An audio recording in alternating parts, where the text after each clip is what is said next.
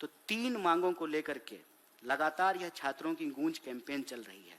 पहला मांग ये है कि धर्मेंद्र प्रधान ने जिस बेशर्मी से न्याय मांग रहे विद्यार्थियों को आतंकवादी और टुकड़े टुकड़े गैंग का बतलाया है, इसको कहते हैं कि यह सरकार थेथर है। इस सरकार को इस देश के लोगों की आवाज सुनाई नहीं देती है, इस देश के पेरेंट्स की चिंताएं दिखाई नहीं देती है, विद्यार्थी किस तनाव से गुजर रहे हैं इससे इनको कोई फर्क नहीं पड़ता है। और ये तभी संभव है जब पेपर चुराने वाले माफियाओं का संबंध मंत्री से हो, नहीं तो कोई मंत्री इतना असंवेदनशील कैसे हो सकता है। और प्रधानमंत्री की चुप्पी इस पूरे मामले में खलती है। इसीलिए हमारी पहली मांग ये है कि धर्मेंद्र प्रधान का इस्तीफा हो और इस देश में पेपर लीक कराने वाले माफिया से इनके क्या संबंध है इसकी जांच होनी चाहिए। और दूसरा, इस देश का जो एग्जामिनेशन सिस्टम है उसको बदलने की जरूरत है। मैं आपको याद दिला दूं कि एग्जामिनेशन सिस्टम को बदलने को लेकर के यूपीए सरकार ने एक कमेटी बनाई थी, लेकिन एनडीए की सरकार ने मनमाने तरीके से एनटीए को स्थापित कर दिया और शिक्षा व्यवस्था में एग्जामिनेशन की प्रक्रिया सुधरने की बजाय और ज्यादा बदतर हो गई है। तो पूरा का पूरा जो हमारा एग्जामिनेशन सिस्टम है उसको बदलने की आवश्यकता है। विद्यार्थियों की चिंताओं को, उनके अभिभावक की चिंताओं को प्राथमिकता में ऊपर रखने की आवश्यकता है। और यह जो पेपर लीक हो रहा है इसको रोकने की जरूरत है। तो पेपर लीक को रोका जाए और एग्जामिनेशन व्यवस्था को दुरुस्त किया जाए, क्योंकि यह बड़ी शर्मनाक बात है।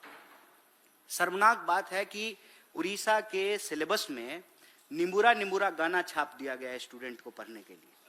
आइंस्टाइन को पायलट बता दिया गया है।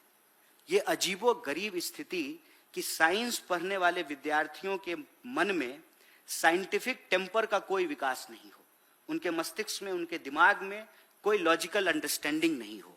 वो विज्ञान ना पढ़ें, वो इतिहास ना पढ़ें। आज इतिहास को भी तोड़ मरोड़ करके परोसा जा रहा है।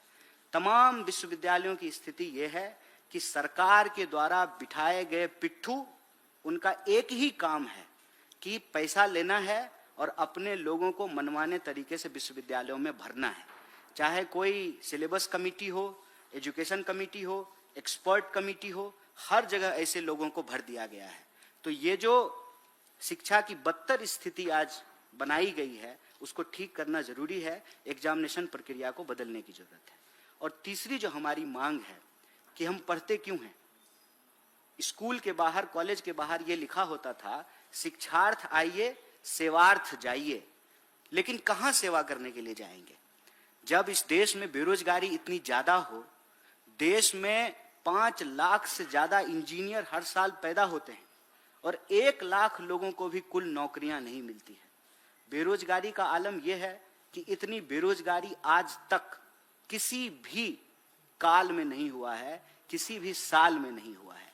और आप वैकेंसीज को देखेंगे तो कोई ऐसी सरकार नहीं है, केंद्र सरकार से लेकर के राज्य सरकारों तक तमाम लाखों पद जो हैं वो खाली पड़े हुए हैं। कभी अगर इंटरव्यू करा भी दिया जाता है तो एनएफएस करके, नोट फॉर सुटेबल करके पद को खाली रखा जाता है।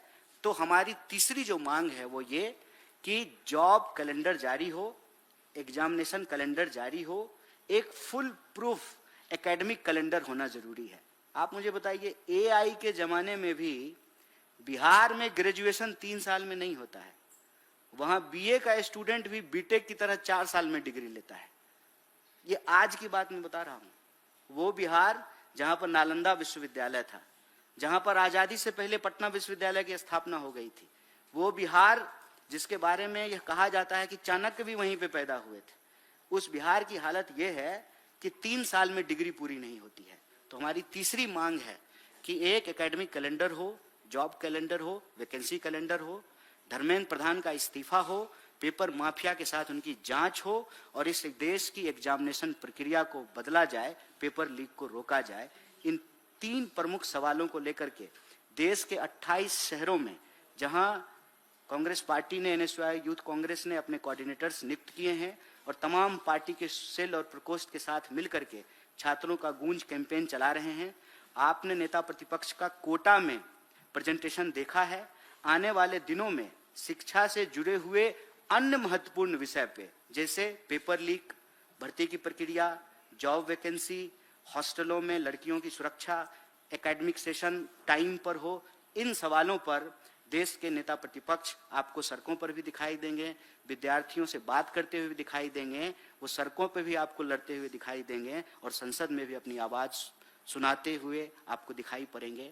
यही एक ब्रीफिंग हम आपके बीच में छात्रों की गूंज कैंपेन के विषय में रखना चाहता था।